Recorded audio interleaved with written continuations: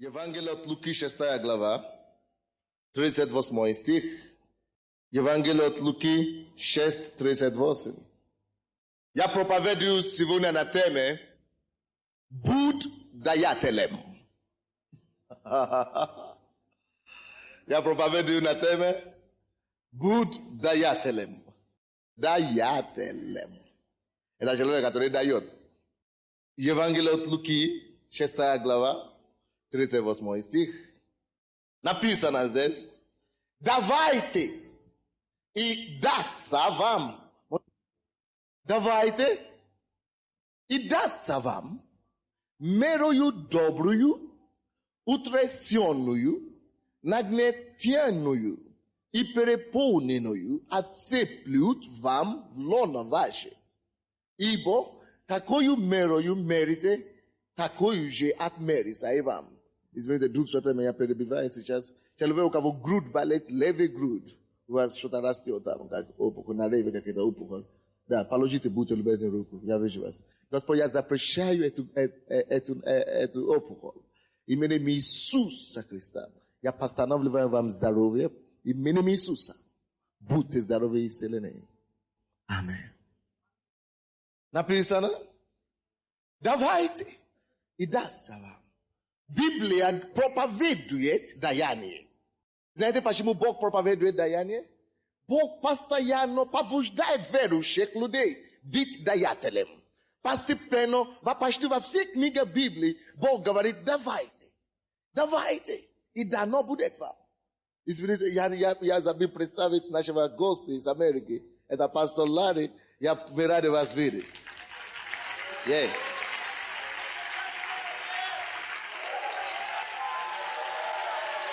Аллилуйя. Пастор Ларри будет учить завтра семейные служения. Поэтому, если у вас какие-то проблемы в семье или какие-то неустройства, приходите на это занятие. Во сколько будет? 19:00 где? Здесь? Химвалакно. Там, где будет ночное. Как раз. После этого мы продолжим ночное служение. И субботу во сколько? 12:30. Субботу. Там же, да?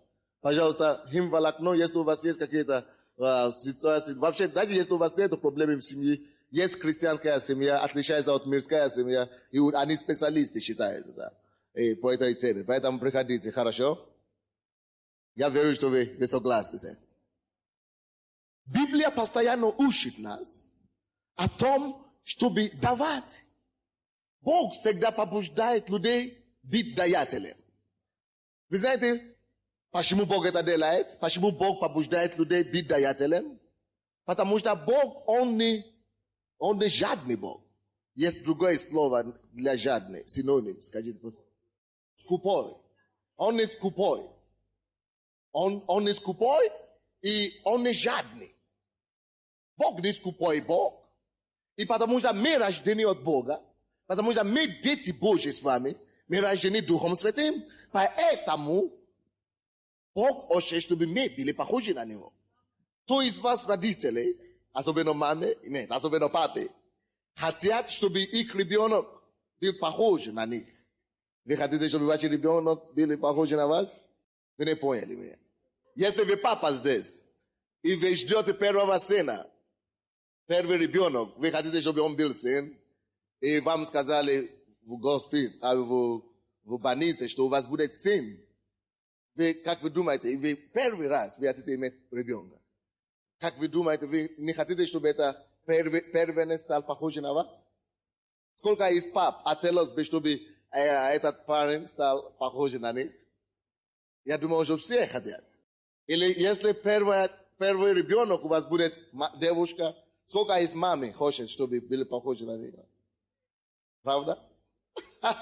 Вот. Таким же образом, Бог хочет, чтобы мы были подобны на Него. Бог хочет, чтобы мы были похожи на Него. Бог есть Бог даятель. Благодаря жест Бога, благодаря даянию Бога, мы с вами находимся здесь сейчас. Потому что Библия говорит нам, что Бог настолько возлюбил мир. Тише. Бог настолько возлюбил мир, что Он отдал Сына своего единородного Иисуса, чтобы умереть и пожертвовать собою за нас с вами. Бог есть даятель. Бог постоянно дает нам. Вы знаете, когда я сначала пришел к Богу, я всегда выбирал мои нужды молитвенные. Я только просил вещи, которые я сам уже не смогу сам справляться. Только серьезные просьбы я предоставлял Богу. А такие мелкие, я говорю, что нет, зачем беспокоить Бога за такие мелочи? Зачем Бога беспокоить? Оказывается, что наоборот. Бог настолько хочет нам давать, настолько хочет благословлять нас, что Он огорчается, наоборот, когда ты не спрашиваешь. Представляешь? Давайте, я вам тоже привожу какую-то иллюстрацию здесь. Если вы папа или вы мама, и у вас есть маленькие дети, как вы думаете, вы хотите, чтобы они у вас спрашивали то, что им нужно, когда это по вашей силе? Или вы хотите, чтобы они ходили к соседям и вы спрашивали у них? Я не понял, а? Кто хочет, чтобы его дети выпрашивали у соседей? Никто. Видите, поэтому Бог гордится этим. Когда ты, его ребенок, сотворенный по образу его, приходишь к нему, потому что ты веришь в него, ты уверен в твоем Боге, ты знаешь, что он любит тебя, ты знаешь, что он беспокоится о тебе, ты знаешь, что он всегда желает тебя давать, и ты приходишь к нему и говоришь: Господь, мне нужна такая вещь, мне нужно то, мне нужно другое. И что он делает? Он отвечает тебе на твою молитву и благословляет тебя. Потому что он любит это дело, это его природа. Бог есть любовь, а любовь постоянно дает. Любовь всегда дает. Потому что Бог есть любовь, автоматически Бог есть даятельный Бог. И, следовательно, мы его дети, он хочет, чтобы мы были как он. Он хочет, чтобы мы были благословениями постоянно для других. Поэтому написано здесь: давайте. Никогда не настрой себя так, что тебе будет жалко давать. Это низкие люди, это маленькие люди, это недалекие люди. Жадные.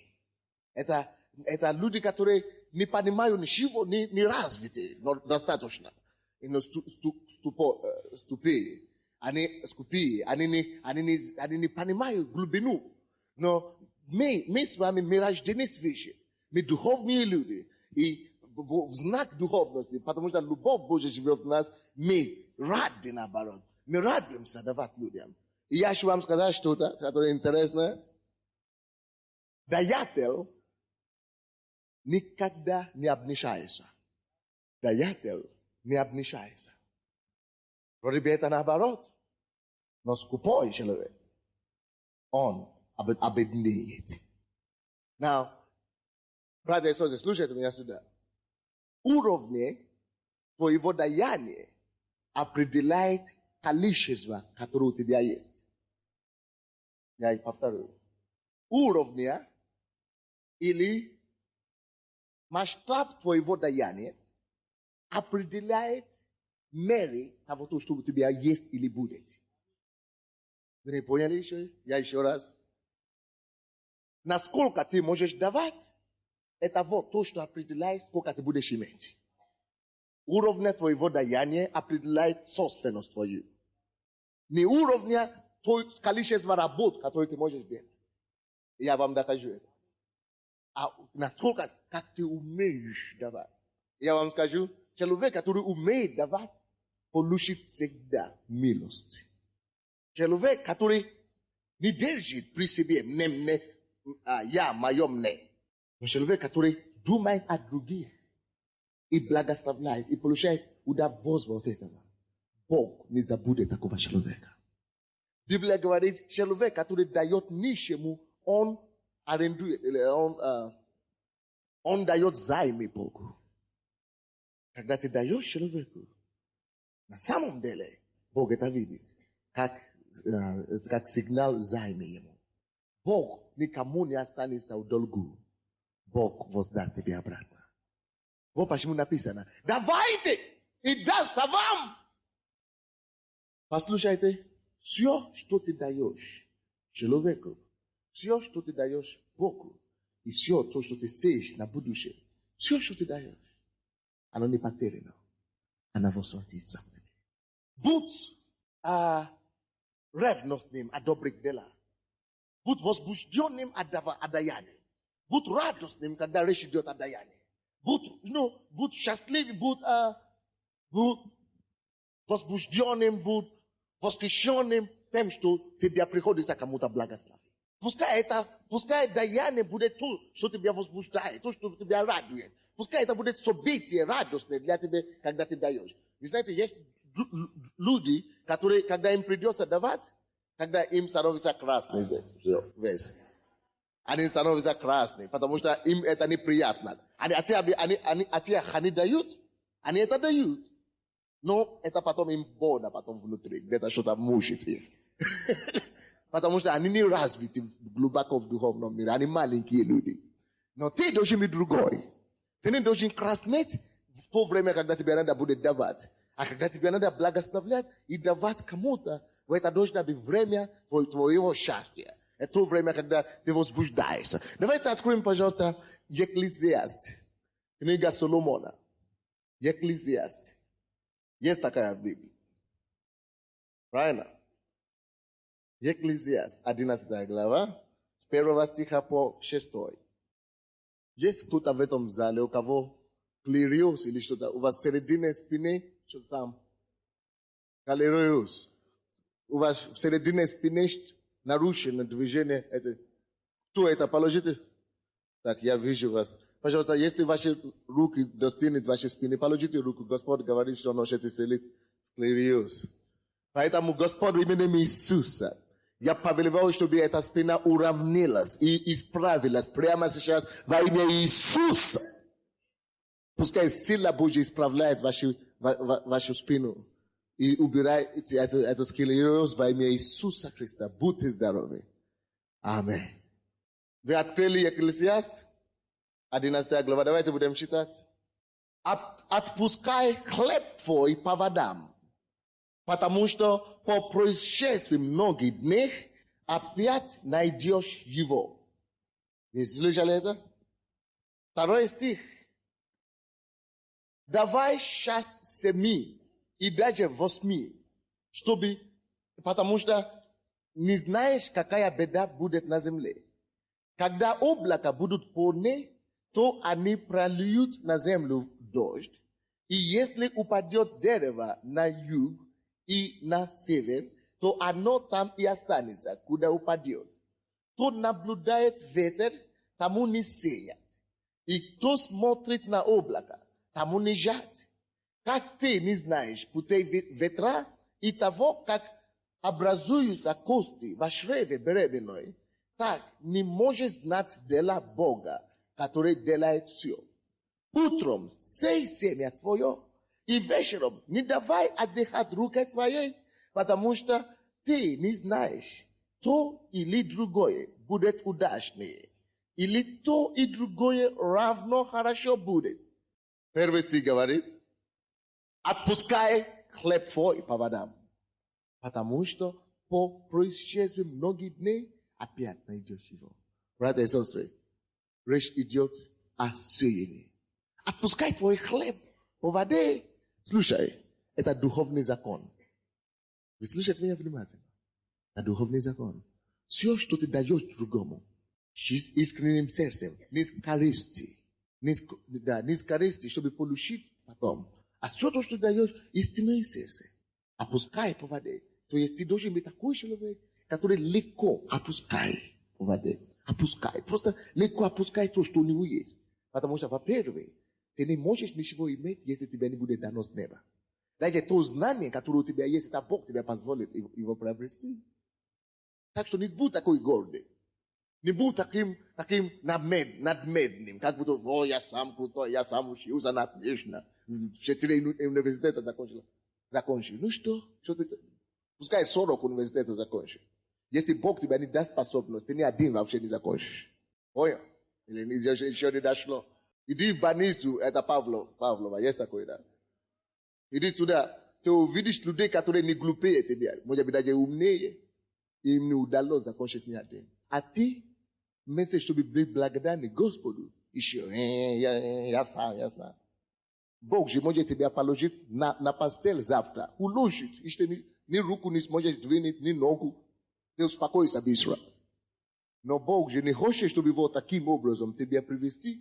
Он поэтому и тебя привел вот таким образом, чтобы ты мог с трезвой головой прийти и служить ему.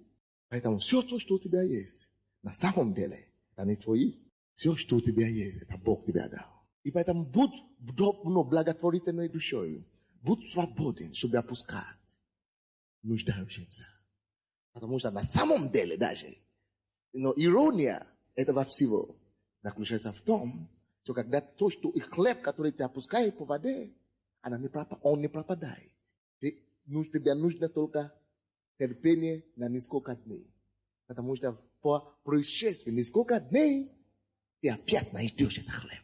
Но этот хлеб придет к тебе с другой стороны. Хлеб придет к тебе оттуда, откуда ты не ожидаешь. Придет помощь. Если ты можешь добровольно, искренне от всего сердца, опускать твой. Слышите? Посмотрите дальше. Это Соломон говорит, он мудрый человек. Я уверен, что он мудрее тебя. Так что ты не можешь спорить с ним. То, что он знает, никто из нас не знает. Второй стих говорит, давай сейчас 7 и давай 8. Потому что не знаешь, какая беда будет на земле. Слушай, о чем это говорится?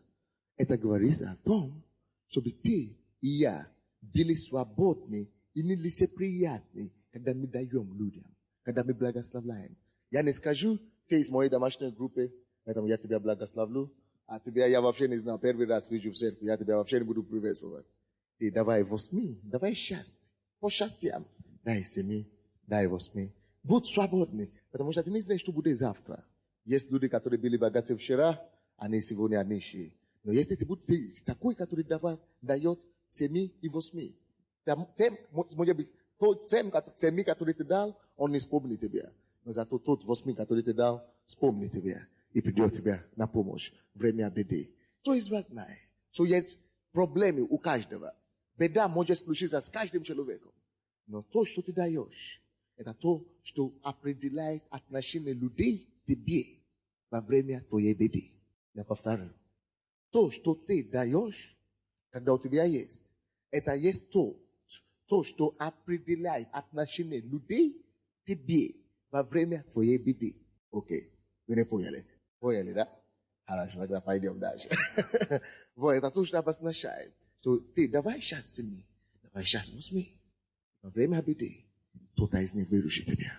Кто-то из них выручит тебя. Поэтому пускай твоя душа будет благотворительная. И не скажи, что мой хлеб, я купил за 4 копейки, мне больно жалко. Нет, я пускай хлеб по водам. И даже оттуда, откуда ты не ожидаешь, Бог приведет на твой путь. Аминь. 3 стих, посмотри. Можно хлопать.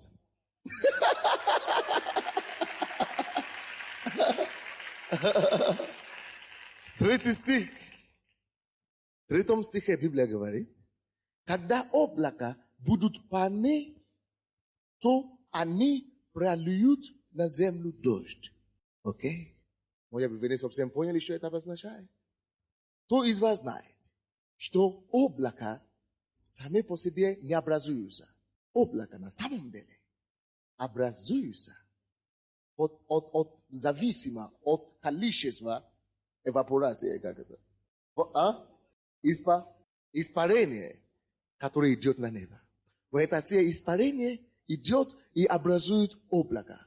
И только когда будет достаточно испарение туда, которое образует облако, когда облако будет полны, только тогда мы ожидаем чего? Дождь. На самом деле, что это такое? Это то, что пошло туда, возвращалось, только в лучшей форме. Испарение, которое нам не нужно, то, что нам не нужно, то, что чего мы не обращаем внимание, то, что мы опускаем, которое поднимается туда. И в свое время, при пришествии несколько дней, тогда, когда не ожидаешь, придет обратно к тебе, чтобы воды дать твоим растениям и твоим продуктам, твоим семьям, поливать воды. Аминь. Почему дождь идет? Потому что однажды земля тоже дала небо. Видите, мир так устроен, Я часто это повторяю в этой церкви. Мир так устроен. Давайте, и дано будет вам. Что это обозначает? Бог говорит, так, это есть природа Бога. Это есть, закон духовный. Кто дает, всегда ему будет дано. Ты не будешь бедствовать. Ты не останешься в нужде. Ты не останешься в нищете, если ты есть человек, который может давать. Почему?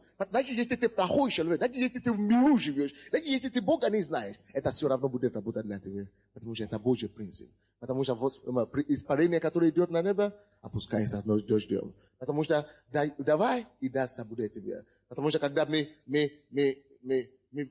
вдыхаем, или как мы говорим, дышим, мы должны выдыхать.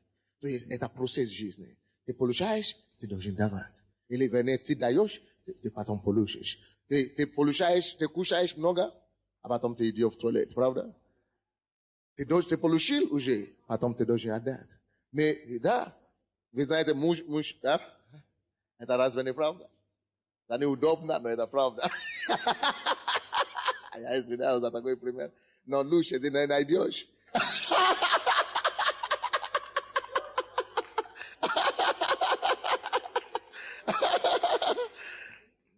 К чему я веду? Я имею в виду, что то, что ты даешь, всегда тебе отдашь что-то обратно. Аминь. Мир так устроен. Мир так устроен. Поэтому опусти твой хлеб по водам и вернется к тебе. Не будь скупым человеком. Не будь жадным. Не скажи, что это мое. Помни, что на самом деле, если никто ничего не может иметь, если не будет дано ему с неба. Все, что ты имеешь. Даже если ты сам это не осознаешь. Даже если ты сам говоришь, что никто мне не дал, на самом деле это дано тебе от Бога. Поэтому относи ко всем твоим имениям, как не твои даже, как Божьи, то, что Он тебе доверяет, чтобы ты мог разумно распоряжаться ими. Давайте посмотрим дальше. Это 3 стих. Написано, когда облака будут полны, то они прольют на землю дождь. И если упадет дерево на юг или на север, то оно там и останется, куда упадет. Что это обозначает? Если дерево упадет, неважно, куда упадет, на юг или на север, если оно останется там, оно там успротится. Потому что он не пошел в производство. Вы слушаете меня? Если дерево просто упадет, останется там. Она не даст ни пользу никому, ни тебе, ни другому. И то же самое, некоторые из нас, мы хотим, чтобы дерева, которые упали нам на руки, чтобы деньги, которые попали нам на руки, чтобы они остались у нас в руке. Мы хотим, чтобы то удача, которая пришла на нам, чтобы она там осталась. Это тебе не даст благословения, не даст. Конечно, она останется там и останется. Даже посмотри, даже те деньги, которые ты получаешь, если ты не пустишь их в оборот, она тебе не принесет пользу. Но если ты получишь и отдашь в оборот, она даст тебе оборот. Правда? Аминь. 4 стих говорит нам, кто наблюдает ветер, тому не сеет. И кто смотрит на облака, тому не жать. А о чем это говорится? Что очень много причин мы можем находить на самом деле, чтобы не давать. Мы можем говорить, посмотри, у меня всего лишь 100 рублей, гривны зарплаты. У меня 2 детей, им надо ходить в школу. У меня жена еще есть не работает. 100 гривны. Что это? Причем тут еще давать? Вы что? Садисты или что ли? Как это давать 100 рублей? Кому давать? Что давать? Слушай, кто наблюдает, посмотри, что написано, кто наблюдает ветер, тому не сеет. Если ты будешь смотреть погоду, погода плохая, погода всегда будет не такая, которую ты ожидаешь. Ты можешь таким же образом ждать, вся весна пройдет, ты не будешь сеять ничего. И когда время придет, чтобы жнять, тебя нечего ждать, потому что ты не посеял. Если ты будешь смотреть на твои обстоятельства, твои ситуации. Я только получал 100 гривны, поэтому у меня нечего давать. Я могу тебе гарантировать неудачу, провал в жизни. Ты никогда не поднимешься выше твоей головы. Ты никогда не поднимешься больше этой 100 гривны, которые у тебя есть. Потому что ты смотришь ветер, и ты не сеешь. И скажите мне, тот, который не сеет, разве он пожнет? Он не пожнет ничего. Он пустой слова его пожнет. Поэтому кто наблюдает за ветер, тому не сеет. И кто смотрит на облако, тому не жать. Почему не жать? Потому что если ты будешь смотреть на облако постоянно, дождь будет, снег будет, я не пойду сегодня. Кто тебе сказал? Может быть, облако так показывается. Но пойди.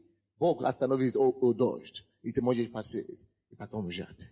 Кто смотрит за ветер и говорит, я не знаю, если я ему дам, он же богаче меня. Я не могу ему дать, потому что что мои гривны для него? Нет. Ты просто сей все равно. Бог знает твое сердце. И он знает, что он должен тебе дать. То есть не наблюдай за ветер. Если ты будешь наблюдать за ветер, ты не будешь никогда никому давать. Не наблюдай за то, как он выглядит или как у меня ситуация. Не наблюдай. Не смотри только на... Не заткнись в себе. Знаете, человек, который заткнется в себе, он думает, что его проблема самая большая в мире. Он не видит вещи своего носа. Он не знает, что у соседа еще хуже. Поэтому то маленькое, что у тебя есть, почему бы не благословлять другого? Ты говоришь, у меня только так мало, у меня ничего нет. Кто тебе сказал? У тебя много чего есть. Написано 5 стих. Как ты знаешь путей ветра и того, как образуются кости в чреве бременной, так не можешь знать дела Бога, который делает все. Ты можешь думать, это не получится. У меня здесь ничего не видит. Ты же не знаешь, как образуются кости в бременной женщине. Таким же образом, ты не знаешь, как Бог вернет тебя и отдаст тебя за то, что ты делаешь. Ты не знаешь, как семя, которое упало в землю, потом поднимется и даст много плодов. Это дела Божьи. Таким же образом, ты не знаешь то, что ты дашь другому. Ты говоришь, как мне восполниться, как мои нужды, как мне накормить семью, как мне накормить мужу или жену. Бог знает, как это делать. Бог знает, как это делать. Бог знает, как это делать. И когда речь идет о даянии, я говорю, давайте, будь даятелем. Я не имею в виду, что вы должны давать деньги. Деньги – это самый простой. Люди, когда мы говорим о даянии постоянно, люди постоянно думают, что мы имеем в виду о деньгах. Деньги, конечно, это самое легче, что можно давать. Но есть вещи, которые нужно давать, которые лучше, чем деньги. Ты можешь давать людям твою жизнь. Что это обозначает? Помоги своим присутствием. Служи людям. Тем, то, что у тебя есть. Бог вложил много чего в нас. Но я дойду до этого. Поэтому, когда я говорю, что давай людям, ты не говоришь, что у меня нет денег, поэтому у меня нет чего дать. А ложь из рада. Если у тебя нет денег, у тебя есть улыбку красивую, у тебя есть зубы белые, ты можешь давать, подарить кому-то красивую улыбку. Он поднимется в настроение. Это ему, наверное, ему будет лучше получить твою улыбку, чем получить твои копейки. Давай ему эти улыбки. Может быть, у тебя говоришь, что у меня нет чего давать. У тебя есть обои руки. Почему бы кого-то не обнять? Почему бы кого-то не гладить голову? Ты хорошо выглядишь. У тебя есть рот. Почему не делать кому-то комплимент? Почему не скажешь, что ты красивый такая сегодня? Почему кого-то не понять? У тебя много чего есть. Дорогой, у тебя действительно есть много чего дать. Не думай, что ты нищий. Нет. Не думай, что у тебя ничего нет. У тебя много чего есть. Ты можешь давать людям постоянно.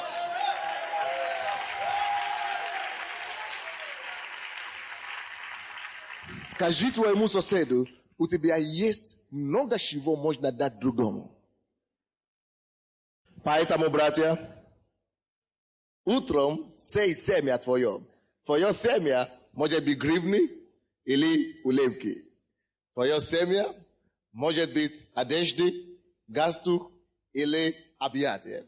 Твое семя может быть комплименты или обуви. Неважно что. Ты можешь что-то дать. Поэтому говорится, утром сей семя твое. И вечером не давай отдыхать руке твоей.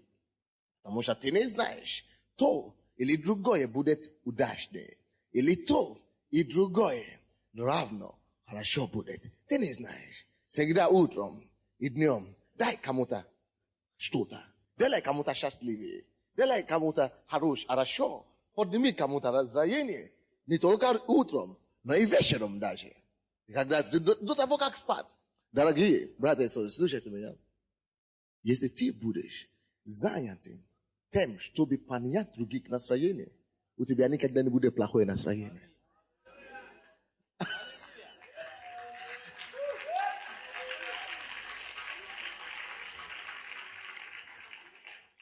Если ты будешь постоянно дарить людям улыбки и комплименты, у тебя никогда не будет грустные глаза и лицо. Серьезно. Человек, который дает, не обогащает, не беднее. И то, что ты даешь, возвращается к тебе. Если ты будешь давать деньги придут к тебе. Если ты будешь давать улыбки, ты получишь много улыбок. Если ты будешь давать любовь и теплое сердце людям, везде люди будут любить тебя. Братья и сестры, сей утром твое семя и не дай твои руки покой вечером. Это значит любое время. Это не значит, что только в церкви мы говорим, да благослови вас Господь. Аллилуйя. И знаете, а потом на улице. Привет, я спешу на работу.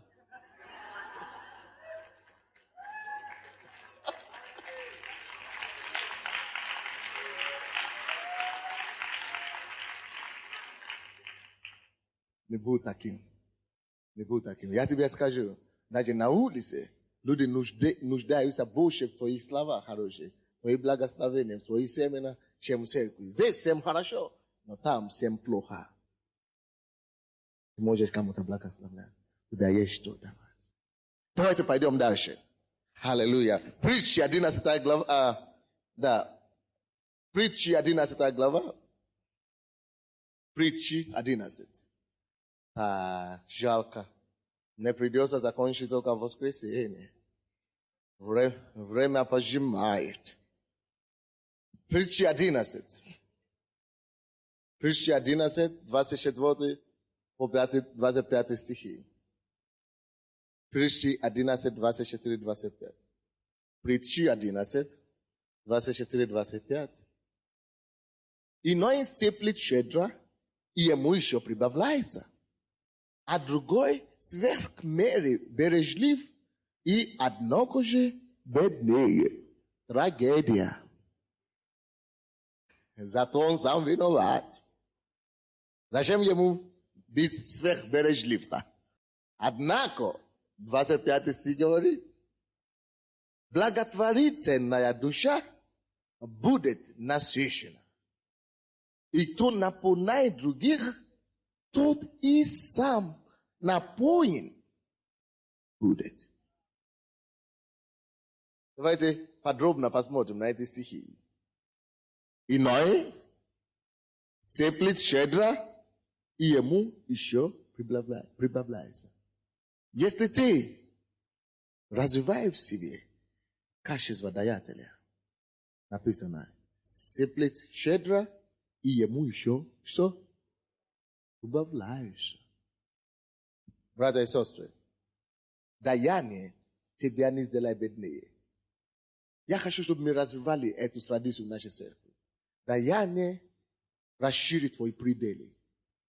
Даяние давать другим поднимет тебя.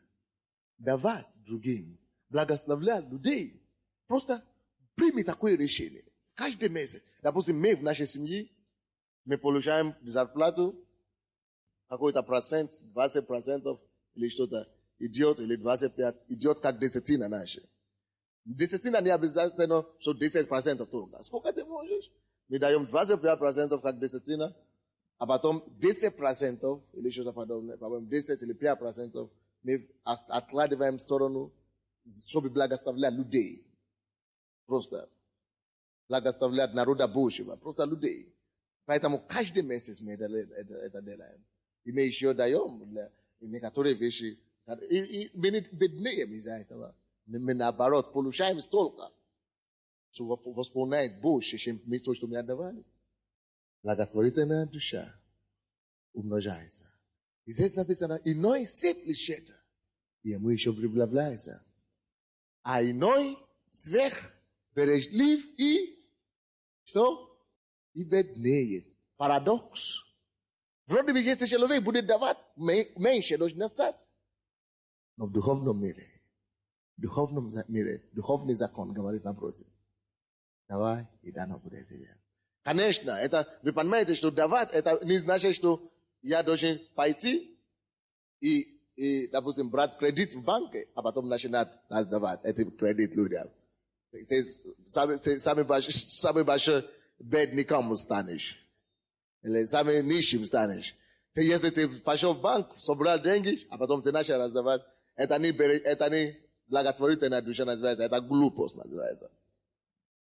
Потому что написано, что если усердие имеется, то она принимается только потому, что имеет, а не потому, что не имеет. Поэтому, если ты хочешь давать людям что-то, ты не говоришь, что у меня фирма, вот фирма у нас зарабатывает 100 тысяч в месяц, и я буду давать братьям и сестрам в церкви 50 тысяч.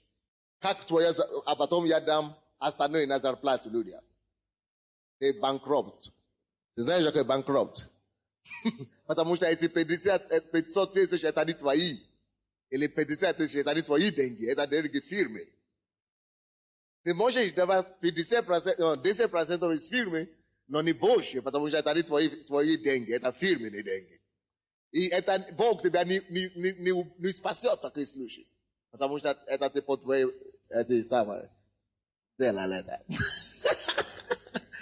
Написано, если есть усердие, принимается только потому, что имеет. Если это твои деньги, давай как хочешь. Но если это не твои деньги, ты говоришь, это есть деньги нашей компании. А потом твои верующие компаньоны тебя взяли за шею. А потом ты приходишь к пастору, папа молитвы за меня. Что у тебя такое? Это они верующие, они такие плохие. Нет, это ты плохой, не они. Зачем ты использовали их деньги?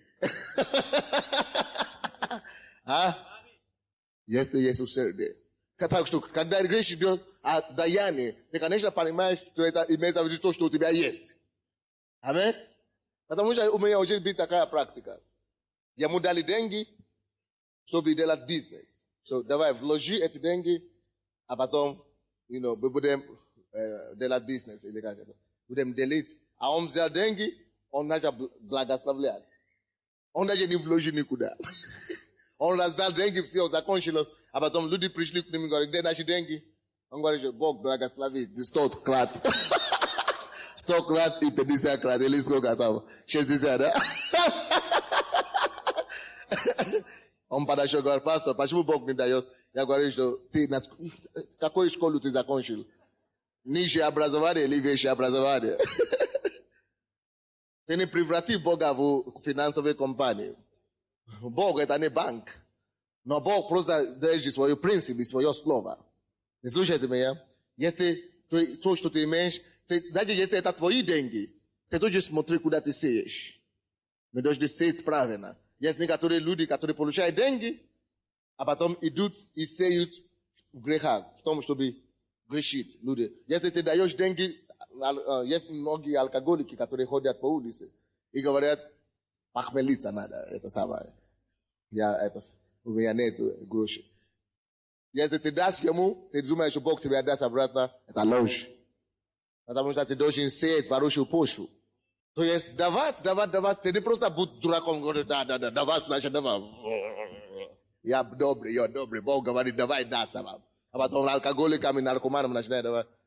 Это ты разрушаешь их этими твоими деньгами, не благословляешь их. Ты не понял? То есть, это пределы разума, то, что мы говорим сегодня, хорошо? Это не то, что, написано, что тем больше я буду давать, тем больше я буду, поэтому все, кому... Вы знаете, я еду на работу с этого центра до Печерски, чтобы в офис. Каждый день где-то человек, наверное, 20 встречаюсь на работе, на дороге с этими, либо сумка с этой шапкой, собираю деньги, либо какой-то сосудой какой-то. Я буду давать по 10 гривны каждый день 20 человекам.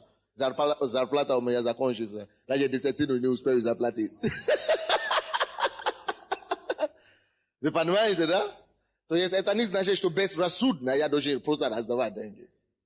Permite что это имеется в виду. Допустим, я даю, у нас, мы говорим, что у нас есть лимиты, у нас есть программы, у нас есть бюджет. Если у нас есть, допустим, $100 каждый месяц, мы имеем процент, который мы даем на Бог, на десятину или двадцатину, или неважно, на Бога, на церковь, мы имеем процент, который мы благословляем людей. В пределе этого процента мы двигаемся.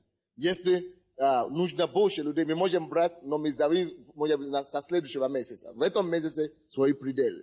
Только если Бог скажет нам, что иди, давай это. Тогда мы говорим, если Бог это сказал, значит хорошо.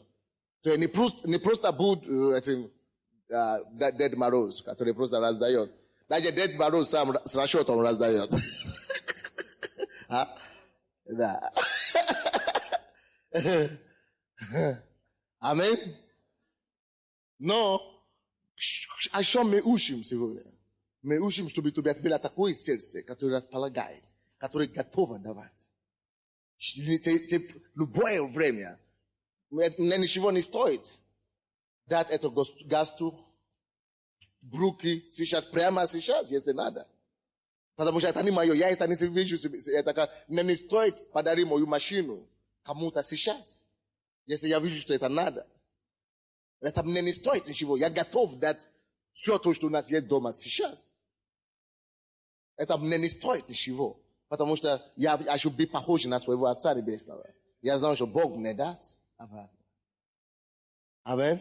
То есть, я думаю, что у каждого из нас должна быть политика такой, чтобы благословлять кого-то каждый день. Это не только материально, но ты имеешь много чего, чем можно благословлять людей. Следующее воскресенье, вот это воскресенье, я продолжу эту проповедь, и я не закончу сейчас. Давайте просто поднимемся и говорим, Господь, делай мне даятелем. Будь даятелем, об этом мы проповедуем сегодня. Господь, помоги мне быть даятелем. Попроси у Бога, чтобы Он помогал тебе быть даятелем, быть как Бог. Бог дает, Бог, Он не это самое, Он не скупой, Он очень добрый Бог. Масса людей вокруг тебя, дома, на улице, которые ничего есть, даже кушать 3 раза в день, это проблема для них. Мы видим наши братья и сестры, некоторые из них у них нету приличных обряд, у них нету, они не похожи, они не очень процветают, может быть, у них нету работы. Может быть, у тебя есть возможность дать людям работу. Может быть, у тебя есть возможность дать одежды, которые ты не используешь. Может быть, у тебя есть подарить машину, которая тебе уже не пригодна. Может быть, у тебя есть машину, обувь, туфли, подарить кому-то. Подумай, что у тебя лежит зря дома.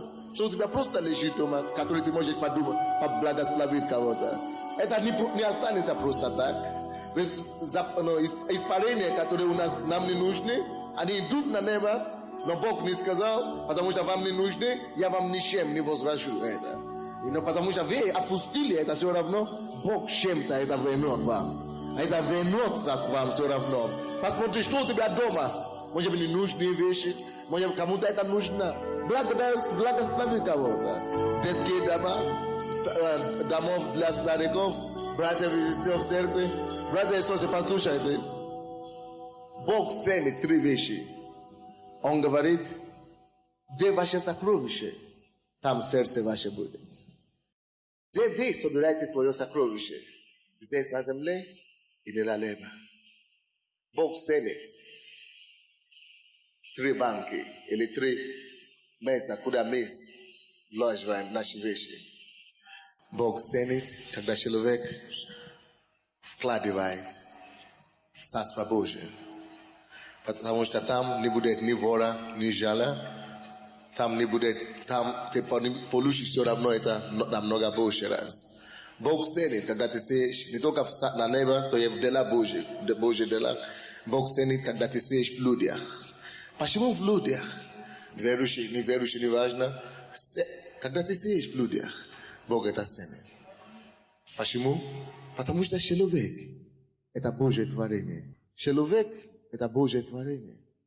Бог любит всех. Может быть, не все знали Бога, познали Бога еще. Но когда ты сеешь в людях, Бог знает, что ты имеешь такое сердце, как Он. Будь похож на Него.